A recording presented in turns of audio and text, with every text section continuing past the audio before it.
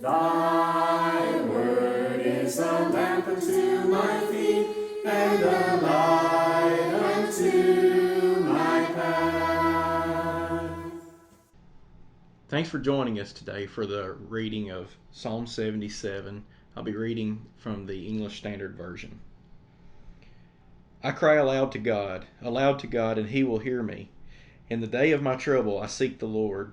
In the night, my hand is stretched out without wearying. My soul refuses to be comforted. When I remember God, I moan. When I meditate, my spirit faints. You hold my eyelids open. I am so troubled that I cannot speak.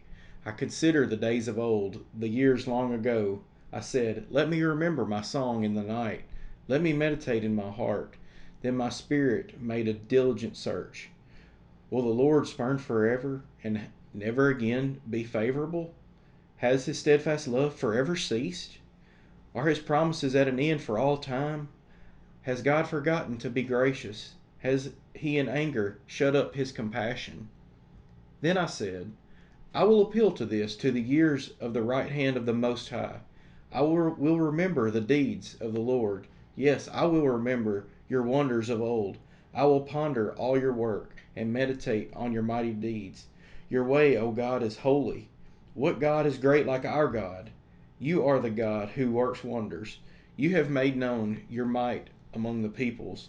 You with your arm redeemed your people, the children of Jacob and Joseph. When the waters saw you, O God, when the waters saw you, they were afraid.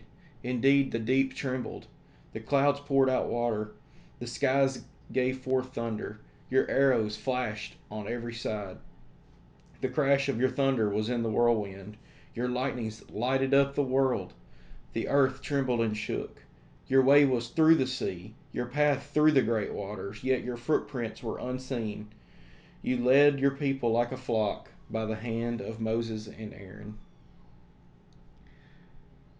This psalm is probably one that we can relate to on some levels.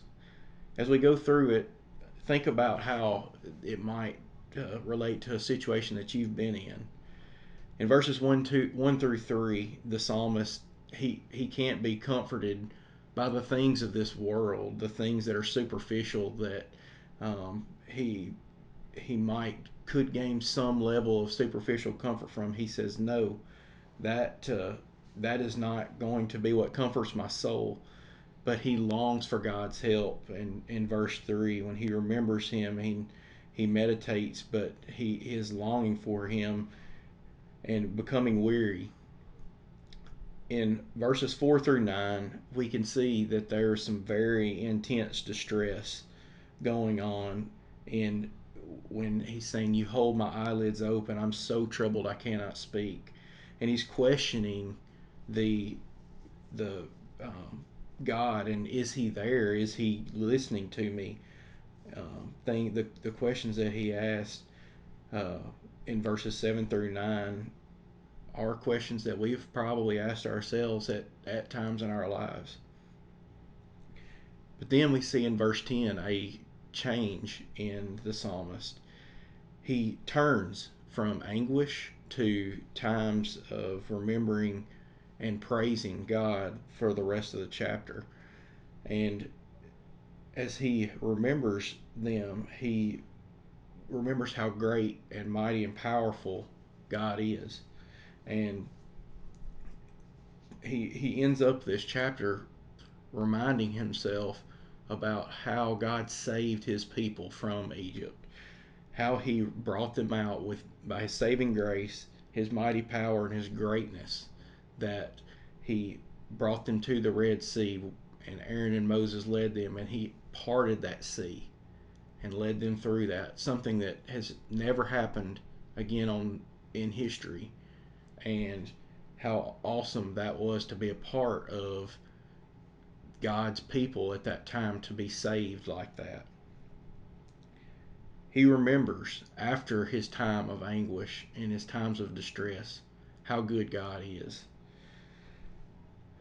As we finish up today with our study, one thing that I would like you to think about is, when have I felt abandoned by God?